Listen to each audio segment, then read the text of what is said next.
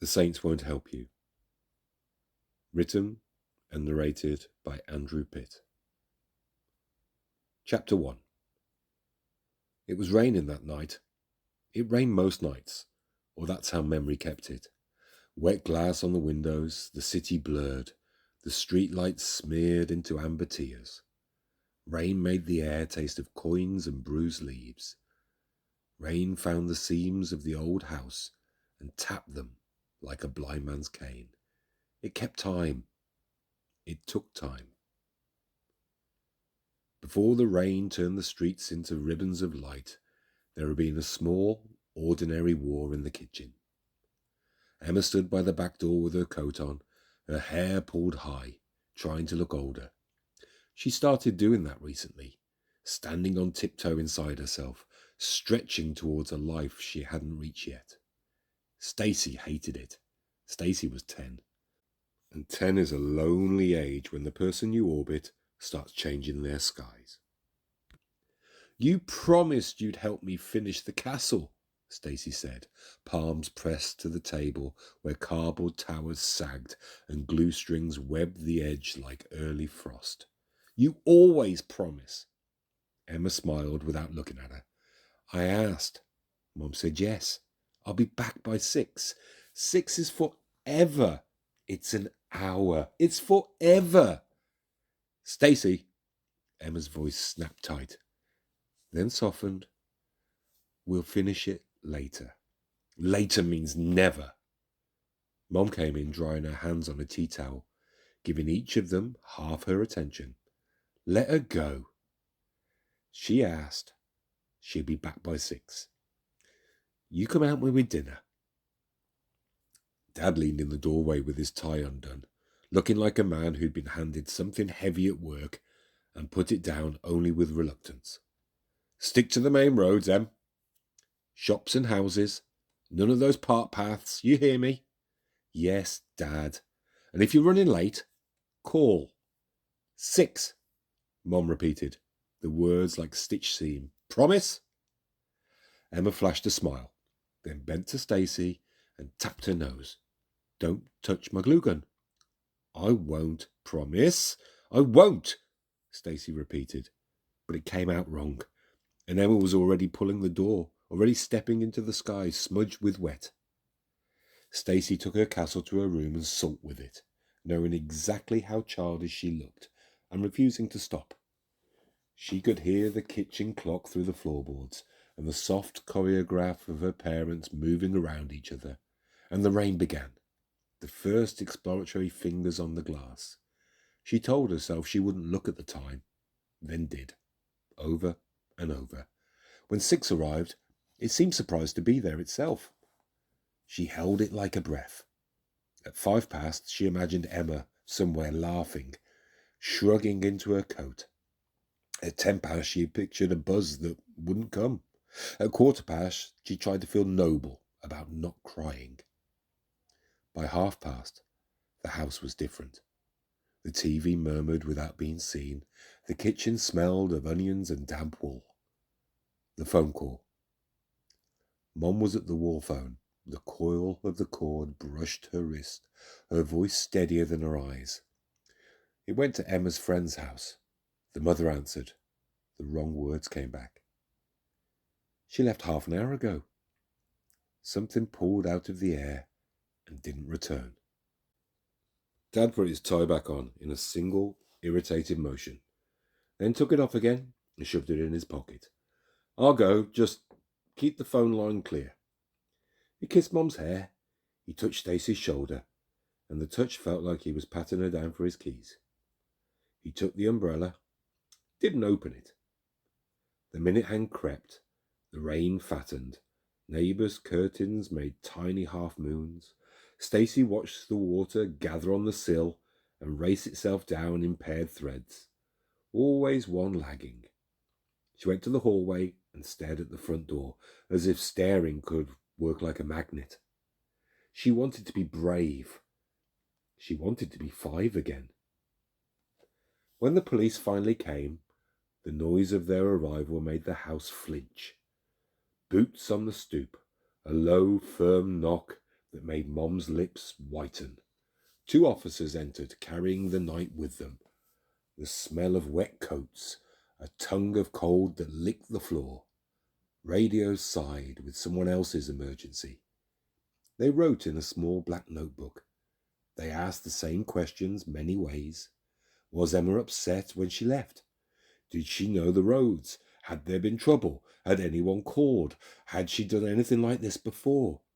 Mom's voice kept answering in the negatives, until the words no lost its meaning. Stacey sat on the edge of the living room, feeling the carpet bite her legs through her tights. She tried to make herself small, then invisible. Upstairs, love, Mom said at last, brittled kindness pulling the words thin. You're in the way. Stacey wanted to say, I'm not in the way. I'm the reason you're all here. But the words wouldn't stack. She climbed the stairs and lay on her bedroom floor with her ears on the boards, the old house carrying voices like shells carry the sea. She heard the scratch of pens, the questions of the dog unit, the description repeated, sharpened, paired. 15, black coat, brown hair, red shoes. She heard the front door open again. Dad. Silence followed. One of those silences that's louder than anything. When he called out, it wasn't her name. And that was worse. It was, oh God, like a rope breaking. Down on the road outside, the rain huddled in the gutter. A single red shoe lay tipped on its side where the curb dipped. Water pooled in it and spilled. One lace had been dragged thin across the pavement, grey with grit, threaded with a single dark hair. The shoe, stupid and small, ordinary, belonged to the street the same way Emma did. Dad knew it. Knew it like he knew his own hand. He picked it up, and in that act, he believed and unbelieved 100 bad things at once. The police took the shoe. They drew circles on maps. They asked if there was anything distinctive. Emma's birthmark. The tiny scar on her chin from when she fell off the swing when she was 6. The detail felt insulting, but necessary. The house breathed around them all. That night, the park shone black and slick. A line of volunteers in borrowed waterproofs moved through the margins with torches. The beams blade thin in the rain. A dog barked at nothing. Then again. Somewhere, a window slammed. The city watched and commented in whispers, the way cities do. Days multiply themselves while you're waiting. The first morning was a mouthful of metal. The second worse, because her bed had learnt the shape of her absence. Posters went up with school photos of Emma, her eyes too earnest. A reporter asked Mom a question that made Dad step forward so quickly a policeman put his arm on him. In general, people were kind in a way that left them blameless. People were cruel in a way that gave them distance. At school, Stacey cried in a corridor. A teacher told her to compose herself, as if grief was a skirt that had ridden up. At break, she sat with her back against a red brick wall near the drains, and she counted to 100 and made a bargain with nobody. If I don't look at the sky before 90, she'll come round the corner. And she didn't look, but Emma didn't come. The police called it an open investigation. That phrase was neat, filed, and profoundly empty. Leaflets curled on notice boards. The red shoe became evidence. In the evening, Dad stared at the television without seeing it. Mom folded and refolded the same towel. When Stacey tried to be good, she was a ghost. When she tried to be noticed, she was a problem. There wasn't a way to exist that didn't hurt. Years are a strange room to cross. By 13, Stacey had begun to understand that the search had moved inwards, into the hollows people carry like organs. The house itself seemed to lose its colour, as if someone had washed it too often. Emma's room stayed the same. Emma's favourite mug stayed upside down on the draining board where no one would chip it by mistake. The accident happened on a night of rain, so absolute the street itself may have been a river. Stacey was waiting for them to come back from a company dinner, her mother's borrowed necklace glittering as she left. Her father promised not to be late. A neighbour knocked softly, and said her name like an apology. The hospital was a slow-motion corridor of colour and porridge. The doctor's words made a shape with his mouth that Stacey learned before she understood it. We did everything we could. Her mother's hand was still warm when it went colder. His father's breathed by a machine for 3 days. Machines have a different idea of mercy. There were months of acting out after that, a theatre with no audience. She was thrown out of one school for a fight she didn't even remember beginning. The second school held her so tight, like someone gripping the handle of a suitcase. White knuckles. Foster homes came and went. Good people and bad luck. Bad people and good intentions. The usual arithmetic. At 16, she turned her signature into a knife and cut herself loose. The council signed the papers with relief. She worked evenings, stacking shelves at the supermarket, listened to the steady hum of the refrigerator, a sound you only notice when it stops. She liked the order of the cartons facing forward, the way labels, if you line them up rightly, could create a fake and perfect world. In the daytime, she studied. Books didn't ask anything except that you stay with them. She stayed. When it came time for university, she didn't have the money to leave the city, though sometimes, late at night, she'd mapped out countries in her head and put pins in them like a child does in a catalogue. She enrolled in the local university and chose criminology with a calm that felt like revenge. If the world wouldn't tell her what it had done with her sister, she would learn the grammar of its cruelty, and she'd ask the right questions. On the night the church drew her in, rain had turned the pavement eel slick. She walked home under a broken umbrella that kept trying to turn itself inside out, and gave up. Shop fronts made duplicate Stacys who refused to meet her eye. She took the streets her father had taught them years ago. Houses, shops, bus stops with posters half peeled. The park lay to her left, like a bruise on a map, and she kept it there, out of habit, out of superstition. The church stood at the corner of her route, a dark boat moored in stone. Usually she passed it with reasonable contempt of someone who had prayed exactly once in their life and never been heard. Tonight the door stood open fractionally. A wedge of gold light spilled onto the steps like a thin cloth. Organ music drifted out, the tail end of a hymn or the beginning of a thought. She hesitated, with rain trickling down her scalp, gathering at her collar of her coat and chilling her spine. Inside, the nave held its cold the way cellars hold their secrets. Candles burned at side altars where someone had left a laminated prayer card and a picture of a child in a woolly hat. The air smelt of damp stone and beeswax, and the faintest ash of incense. She had never learnt the names of the saints. They were strangers in stained glass. Their colours flowed and fixed. She slid into a pew near the back, not because she was afraid to be seen, but because she was afraid to be answered. For a while, there was only the chapel's slow breathing, the rustle of heat pushing itself through the old metal vents, the distant rattle of the rain striking the high windows, the tiny burns of candle wax shedding carbon. She told herself she would sit exactly as long as it took her to stop shivering, and then go. Movement at the front made her flinch. The priest. She'd seen him on the steps before with a paper cup and a soft word for a man who slept under the awning at the pharmacy. He was clearing away the remains of evening mass. Careful hands, old linen, he stacked the paten and chalice, drawing a white cloth over the altar with the neatness of someone who had learnt how to make hospital corners in another life.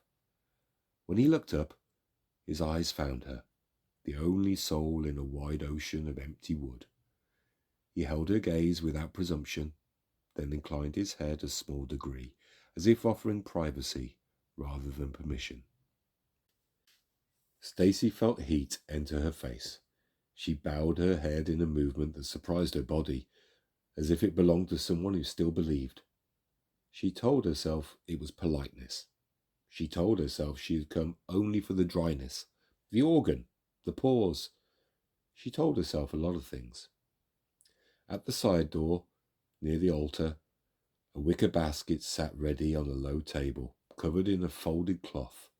The cloth was lifted in one corner, and she could see loaves of bread, sturdy, unsliced, the kind that sit heavy in your hand.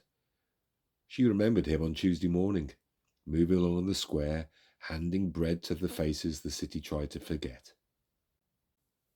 She closed her eyes because the windows were too much like looking up through water.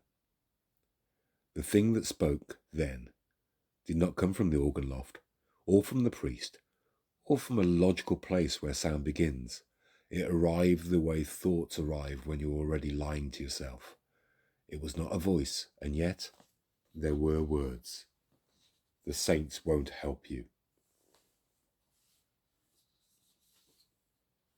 She opened her eyes so quick the candles trembled in her periphery. The priest had turned. Perhaps he'd heard the intake of breath, the soft scrape of her shoe. He gave her a small, uncertain smile. A question lived there. Are you all right? The words might have been kindness. They might have been a key in a lock.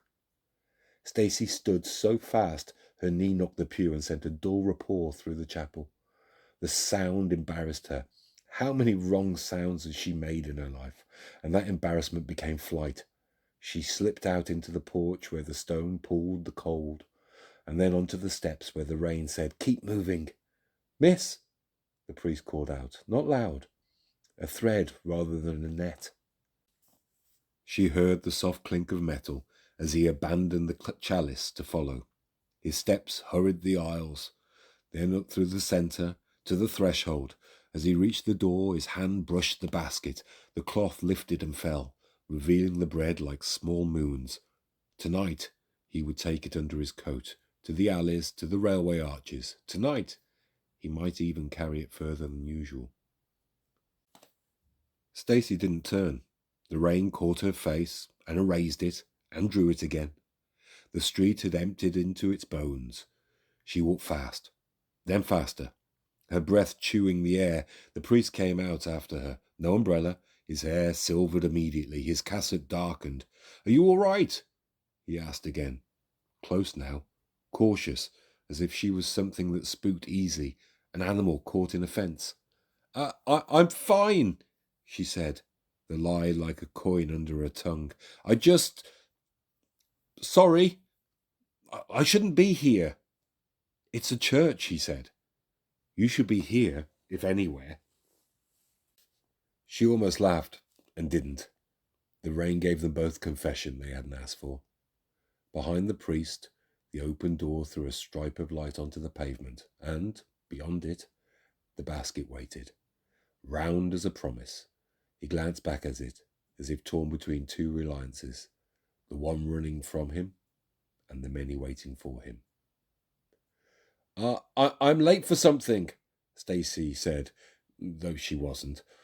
She stepped away. He nodded once, accepting the fiction because sometimes it's the most anyone can do for each other. He didn't ask her name. He didn't tell her his. The city had taught them both economy.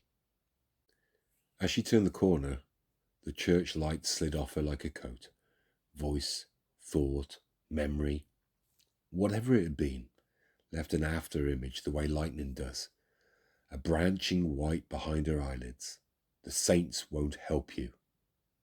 It should have made her angry. It didn't. It made her feel the exact shape of her hunger that had lived inside her since the night of the red shoe. Not for sanctity, for answers. On the long walk home, she passed the park and kept her eyes on the lit windows opposite, on the reflection of her own body in the glass, on the certainty of concrete. Somewhere, beyond the trees, the ground remembered swallowing a girl. Somewhere ahead, a man with bread would bend his night into the shape of the hungry. The rain went on saying what rain always says. And in the tried corners of the city, candles burnt for people who had been taken, and people who were about to be. Stacey didn't pray. She counted her steps and made promises she didn't call prayers. If she kept moving, if she learned, if she asked the right questions, the world might tell her, finally, where it had been hiding her sister. The saints won't help you, the voice said. Perhaps not. But if someone could, if not someone, then Stacey herself.